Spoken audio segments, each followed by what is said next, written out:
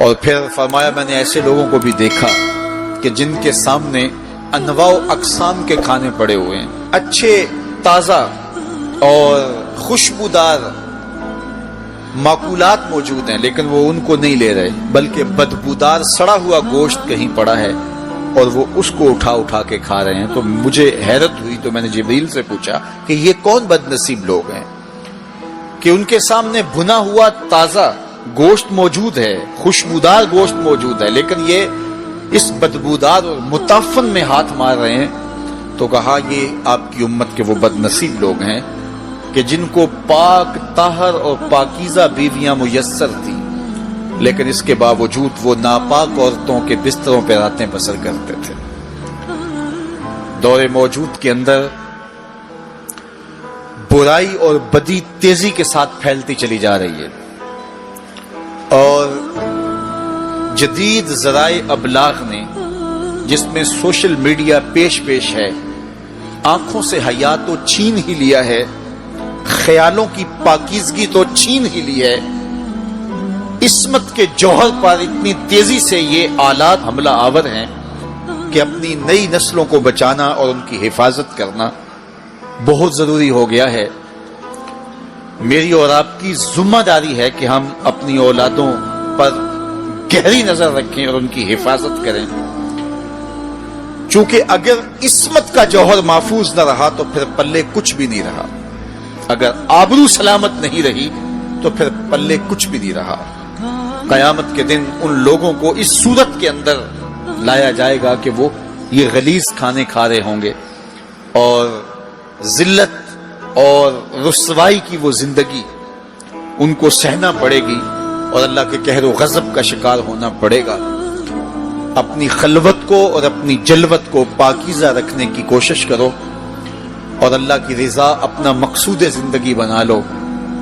وہ آنکھ جو غیر محرم کو شہوت کی نظر سے دیکھتی ہے، قیامت کے دن جہنم کی آگ سے بھر دی جائے۔ اپنے خیالوں کو بھی پاکیزہ کرو، اپنی سوچوں کو بھی پاکیزہ کرو، اور اپنی زندگی کی ایک ایک ساعت کو اپنے مالک کے حضور پیش کرو، اور اللہ سے توفیق مانگو خیر کی اور برکت اور رحمت کی۔ جب انسان کی نگاہ پاک نہیں رہتی تو خیال پراگندہ ہوتے ہیں، خیالات کی ناپاکیزگی اس کی عصمت کے جوہر پہ حملہ آور ہوتی ہے، اور شیطان کے لیے یہ بڑی خوشی کی بات ہے کہ کوئی نوجوان اپنی عصمت اور اپنی آبرو کو داؤ پہ لگا دے۔ تو دور موجود کے اندر یہ فتنہ تیزی کے ساتھ بڑھتا چلا جا رہا ہے، اس میں ہماری معاشرت کی ناہمواریاں اور جدید ذرائع ابلاغ اور قرب قیامت کی وجہ سے فتنوں کا آسمان سے بارش کی طرح برسنا ہے، لیکن